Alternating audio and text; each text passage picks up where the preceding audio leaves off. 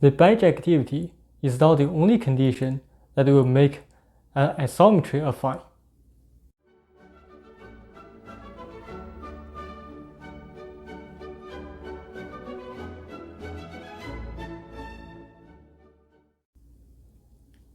Now we are going to discuss another condition that will make the isometry affine, the strict convexity. And to this end, let us first talk about the definition of strict convexity.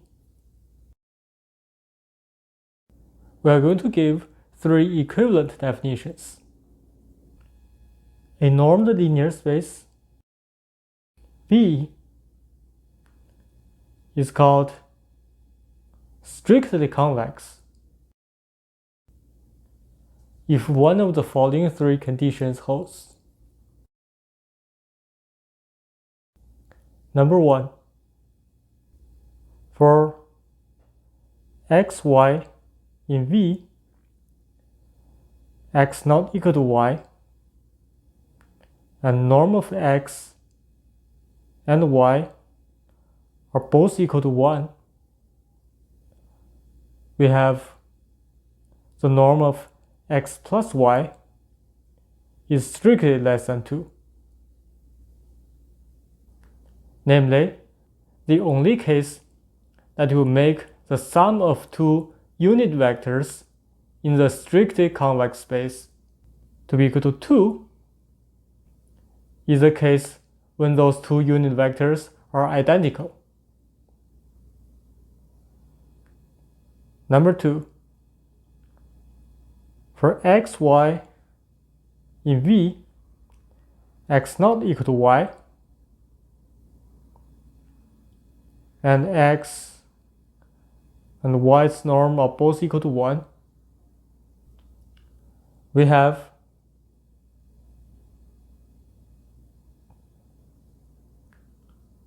the norm of any point on the line segment through x and y is strictly less than 1. So this is true for all alpha greater than 0, less than 1. In other words, this means any unit sphere does not contain any line segment in a strictly convex space. This is the definition number 2. So you can see that definition number 2 immediately implies the definition number 1 by setting alpha equal to 1/2. And the definition number 3 says, for xy in V with xy non-zero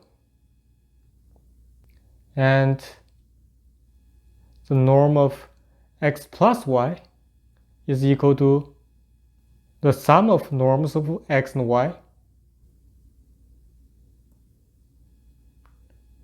then we will have x is a positive scalar multiple of y.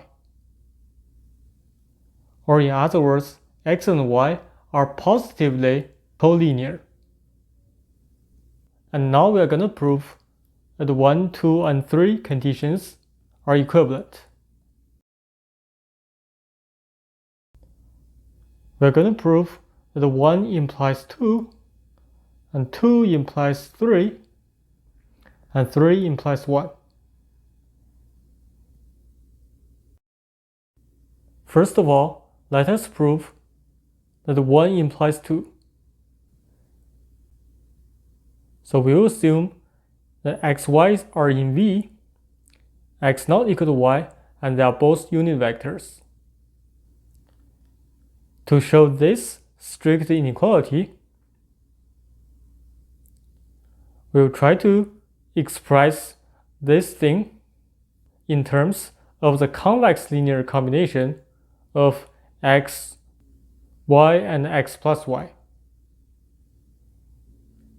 so that we can use the triangle inequality and this hypothesis to show that this guy is strictly less than 1.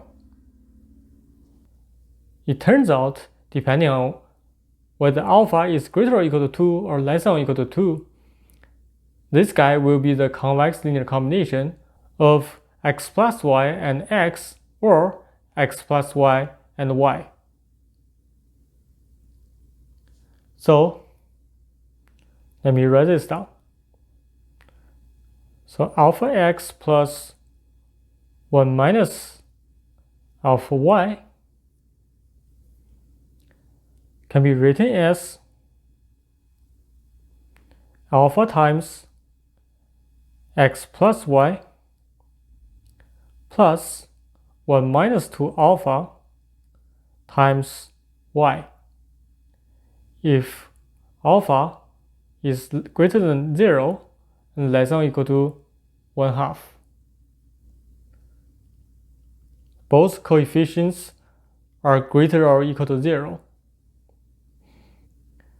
So as a result, if you take the norm of both sides of equality and apply the triangular inequality, you will end up getting alpha times the norm of x plus y plus 1 minus 2 alpha times y. So here we are using that alpha is greater than 0 and less than or equal to 1/2, so that both coefficients are non-negative. And this our hypothesis is strictly less than alpha times 2 plus 1 minus 2 alpha times 1. And in the end, you get the sum of this precisely 1. So this guy is strictly less than 1. On the other hand, if alpha is greater or equal to 1/2, we'll be able to write this in another way. This guy will be equal to 1 minus alpha times x plus y plus 2 alpha minus 1 times x, if alpha is greater or equal to 1/2 and less than 1. And if you take the norm of both sides, you will end up getting that this guy is less than or equal to 1 minus alpha times the norm of x plus y plus 2 alpha minus 1 times the norm of x. Here we are using that 2 alpha minus 1 is non-negative. And by our hypothesis, this will be strictly less than 1 minus alpha times 2 plus 2 alpha minus 1 times 1. And the sum of these two guys is equal to just 1. So again, we have proved the norm of this is strictly less than 1. And this proves number 2 condition. Next, we're going to prove that number 2 implies number 3. Suppose for x, y in V that are non-zero and the norm of x plus y is equal to the sum of the norm of x and norm of y. We want to show that x is a multiple of y with positive scalar. And to this end, we'll try to associate the left-hand side with this condition.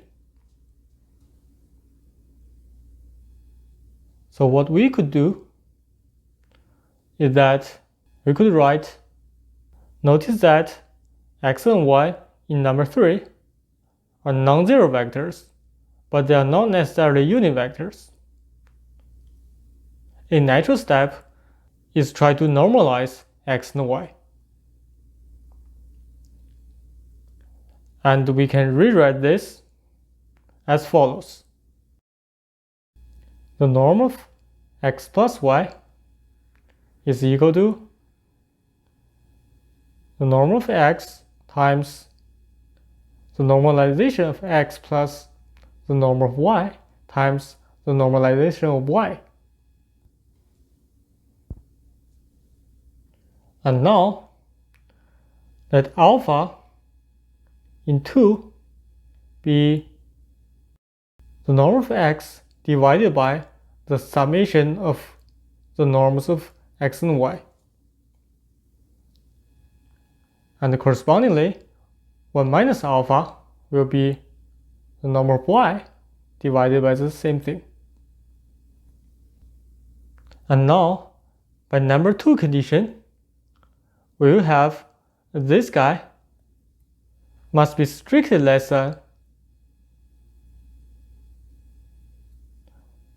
the sum of norms of x and y, unless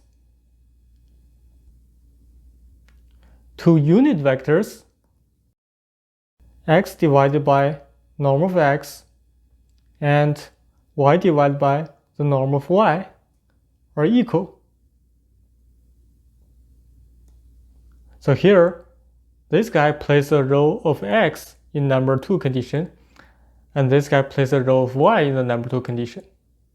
This strict inequality holds unless those two unit vectors are equal.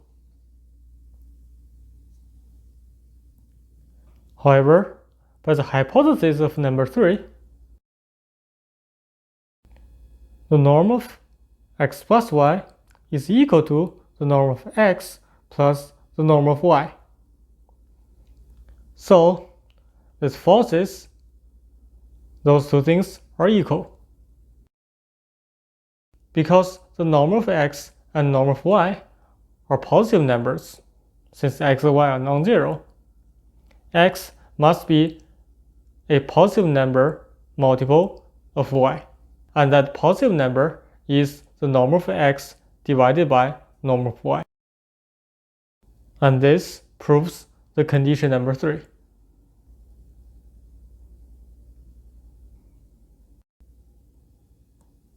And finally, let us prove that 3 implies 1. Suppose x and y are unit vectors in V that are not equal, but the norm of x plus y is equal to 2. What does this tell you from number 3 condition? This tells us that because now the norm of x plus y is equal to the summation of the norms of x and y. So number 3 says x must be a multiple of y for some positive constant c. So here we have used that x and y are non-zero, and the norm of x plus y is equal to the norm of x plus the norm of y. But by our hypothesis, x and y both have norm 1. This forces this c to be equal to 1. So x is equal to y. And this finishes the proof of 3 implying 1. And now we have verified that those 3 conditions are equal. So any one of those 3 can be used as the definition for the strict convexity. And later on, we'll call them definition 1, definition 2, and definition 3.